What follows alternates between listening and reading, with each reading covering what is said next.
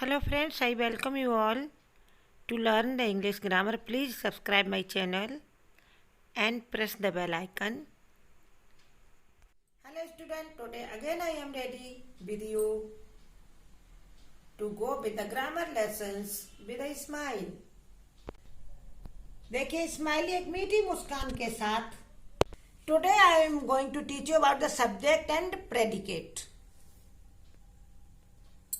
आज हम सब्जेक्ट और प्रेडिकेट के बारे में पढ़ेंगे। ये क्या है? When we make a sentence, then we must have a subject to speak about and we must say or predicate something about the subject. ये क्या है? जब हम कोई सब्जेक्ट सेंटेंस बनाते हैं तो उसके साथ हमें क्या चाहिए? We must have. What we must have? We must have a subject. कोई भी सेंटेंस बोले तो कौन बोल रहा है, क्या कर रहा है, उसके लिए हमें क्या चाहिए? कर्ता।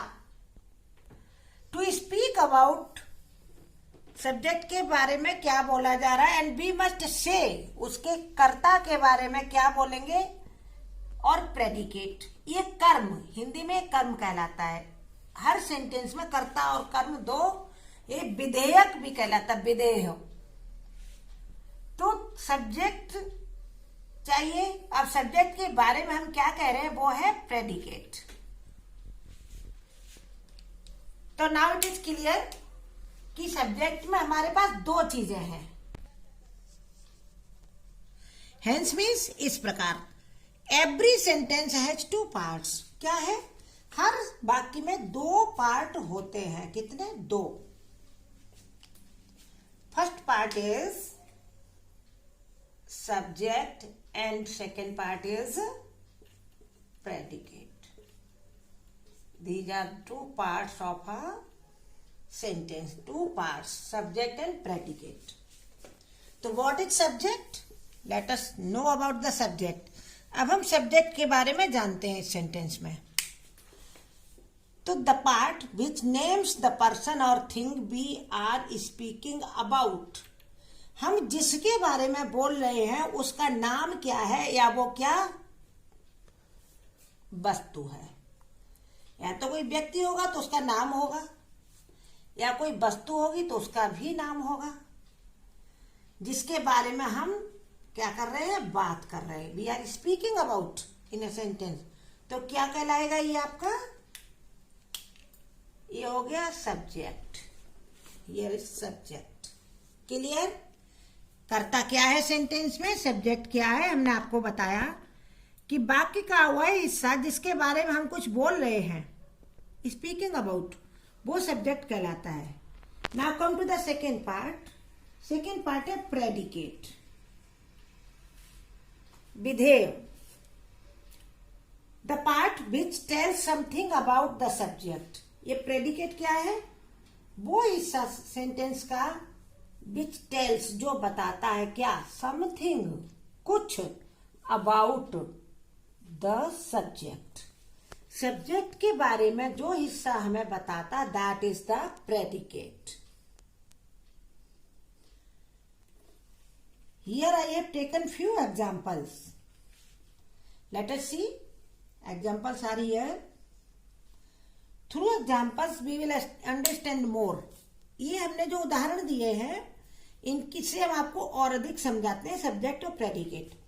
यहाँ ये सब्जेक्ट है इस वाक्य में, the story is interesting. The story is interesting. If we will put a question, what is interesting, the answer is story. तो the story is the subject. How is the story? Story कैसी है, यानी story के बारे में अब हम पूछ रहे हैं, स्टोरी कैसी है। जब कैसा पूछते हैं तो उस व्यक्ति के बारे में, उस वस्तु के बारे में पूछते हैं। Now how is the story? Then story is interesting. So this is the second part predicate, this is the first part subject. Here I will put another colour to understand better. The story is the subject. First part of the sentence is interesting in the second part of the sentence. Now come to the second example. The baby is sleeping in the cot. Put the question, who is sleeping in the cot? कौन सो रहा है cot में? In the cot. चारपाई में कौन सो रहा है? The answer is the baby. It means first part subject, second part predicate. The baby is sleeping in the cot. बच्चा खाट में सो रहा है. तो the baby is the subject, is sleeping in the cot, predicate. Reena is going to the market. Put the question, who is going to the market? Reena बाजार जा रही है. अब आप हिंदी में पूछ सकते बाजार कौन जा रहा है? आंसर आया रीना. तो this is the first part of the sentence, यानी सब्जेक्ट. रीना कहाँ जा रही है? The answer is going to the market. Reena is going to the market. तो who is going to the market मैंने आपको बताया. रीना फर्स्ट, ये first part is the subject. Is going to the market, second part predicate.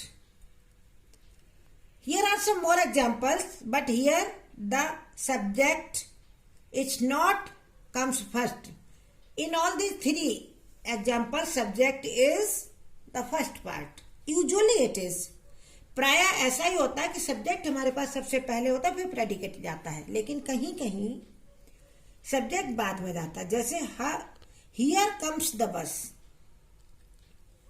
हम इस पे ज्यादा जोर दे रहे हैं, किस पे? बस पर. तो इसको हमने यहां छोड़ा. यहाँ ये प्रेडिकेट हमारा ये आ गया. तो here is this is the second part of the sentence but comes first, and it is the first part of the sentence. Here comes the bus. Imperative sentences जो होते हैं उनमें आपका डूअर या कर्ता छिपा हुआ होता है. एग्जाम्पल देखिए, open the door. Imperative means order is here. दरवाजा खोलिए, एंड सब्जेक्ट में भी you. You open the door. Ram open the door. Mohan open the door. तो ये कर्ता आपका अलग अलग इसमें हो सकता है. Here I have taken two examples of imperative sentence, यानी order, आज्ञा देने वाले. Open the door, subject is hidden. I have shown in three types of the subject. Then second, keep quiet. यहाँ भी आपके लिए ये एडवाइस भी हो सकती है और ये ऑर्डर भी हो सकता है. You or the Deepak or the Ram or the Shyam. It is depending on the speaker, to whom the speaker is speaking. Keep quiet, order. Subject यहाँ है, आपका predicate यहाँ है. तो this is the first part, but it is hidden. Nowhere it is seen in the sentence. And here the predicate is seen. So these are the clear examples. Through all these examples, I told you in a very easy way, subject and the predicate. Subject, predicate, इतने सारे example के साथ हमने आपको समझाया. आप सबने समझ लिया होगा. जुड़े रहिए, आगे और भी वीडियो लाएंगे. कल हम आपको बताएंगे आपको नेक्स्ट वीडियो में ये क्या है. When we make a sentence, then we must have a subject to speak about, and we must say or predicate something about the subject. ये क्या है? जब हम कोई सब्जेक्ट सेंटेंस बनाते हैं तो उसके साथ हमें क्या चाहिए? we must have. What we must have? We must have a subject. कोई भी सेंटेंस बोले तो कौन बोल रहा है, क्या कर रहा है, उसके लिए हमें क्या चाहिए? कर्ता. टू स्पीक अबाउट सब्जेक्ट के बारे में क्या बोला जा रहा है, एंड वी मस्ट से, उसके कर्ता के बारे में क्या बोलेंगे, और प्रेडिकेट। ये कर्म हिंदी में कर्म कहलाता है। हर सेंटेंस में कर्ता और कर्म दो, ये विधेयक भी कहलाता है, विधेय।